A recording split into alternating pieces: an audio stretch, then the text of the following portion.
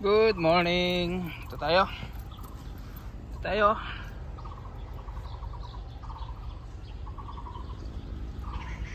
tayo sa Garden 5 sa Kapor. Tubig tayo nito. Yan oh. Yan yung tinanim nating patola.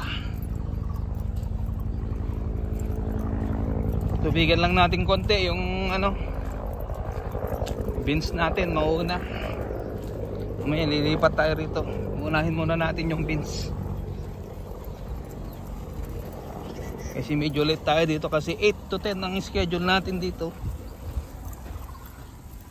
Alas 9 na. So patubigan lang natin konti-konti. At least makapatubigan lang natin lahat. Dahil medyo may konting basa pa naman. Ayan o.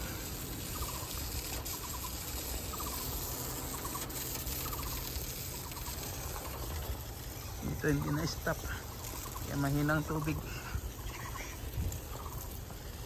So, stop muna natin ito isa.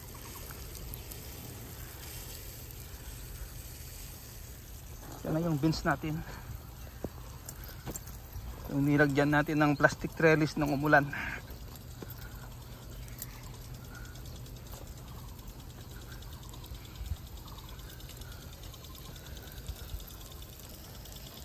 Yung gilid na to, tataniman natin ito ng okra.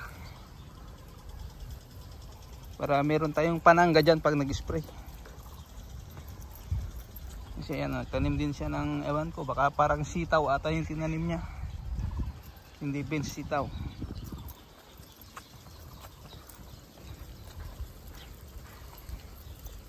Yan yung pagpa-umpisa, mahina ang tubig. So, ayan o. Diba, di kumunti na lang yung yung damo. Ayan, palabas na yung kanyang talbos. Ayan o. After 1 week, kikita nyo ulit to. Bibidyohan natin after 1 week. Ayan, nandyan na yung mangingitlog ng uod o. Yung paro-paro na yan, puti na yan, uod ang itlog nyan.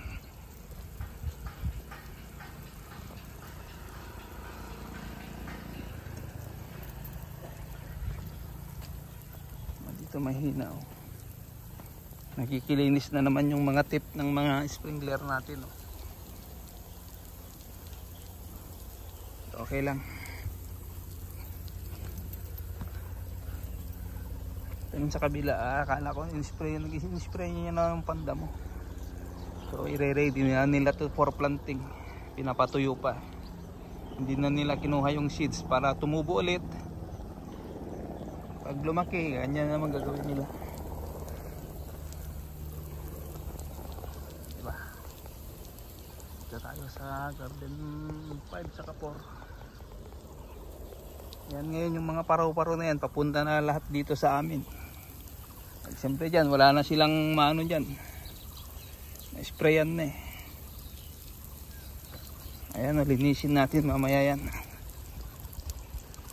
Ayan yung tip oh, wala, dito na tayo, hindi pa tayo matamaan ng tubig. Ayan oh, yung tuyo yung iba. Ayan oh, may ano na siya, may start na siya. Pero medyo palakas ng palakas yan kasi umpisa pa lang yung tubig eh. Kung ba buwelo pa ng hole.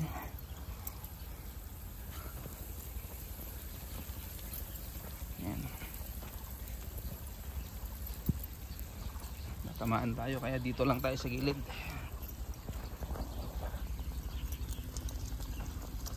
Yan ang ating beans na pananim.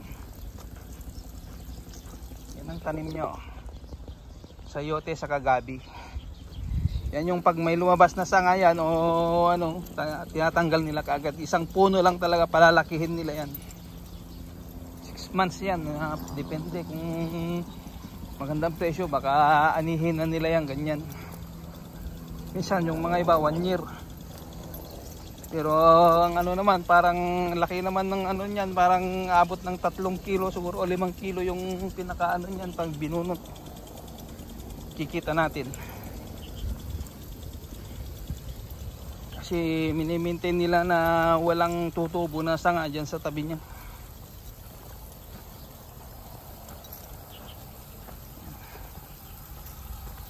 Mamaya naman lipat natin dito. Panuhin muna natin yung tubig. Ayan.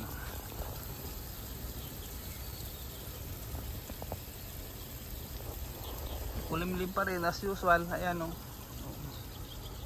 Oh. Ayan pa rin, malamig pa rin. Ayan. 5 minutes na rin yan. Kaya lipat na natin dito sa isa para mamaya, kasi baka abutan tayo ng susunod, kakahiya naman. Sungit pa naman yung susunod sa atin dito. Yun yung ayaw makipalit ng schedule. Di gaya nung iba na lahat yan pwede. Kasi ako naman pag nagsabi sila okay lang ako. Yan lang talaga. Siyempre Pinoy tayo. Hindi tayo puro. Ito yung pinunla ni Mrs. Oh. Tinanim ko dyan sa may gitna. Tignan natin kung maganda rin.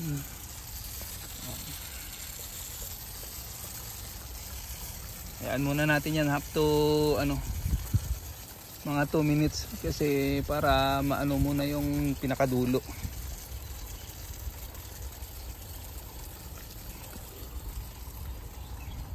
Ito naman yung patola natin. Ako yung nagtanim. So mamaya lagyan natin ng ano yan, side dressing. Lagyan natin ng pataba. Takpan natin konti kasi yan. Ito lalagyan ng akyatan, then lalagyan ng dyaryo yung gilid. Gaya nung ginawa ni Mrs. doon. Siya ay maglalagay dito. Pero kasi preparing kami doon sa garden tray. Stop na natin to. Pwede na yan.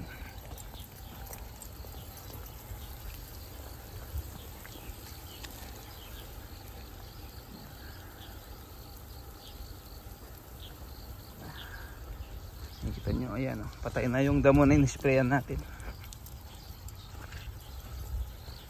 Next week, baba na natin to. Kasi kakanalan na natin to next week. Tapusin lang muna natin yung garden tree, mataniman. Then gagawa na tayo ng kanal dito, then tataniman natin ng ano to, tong gilid, kabilaan, taniman ko ng ano yan, okra. Ibihira ako nakakita magtanim ng okra, taniman ko nga ng okra. Meron mga nagtatanim pero pang sarili lang ba. Ayan, palabas na ang talbos oh.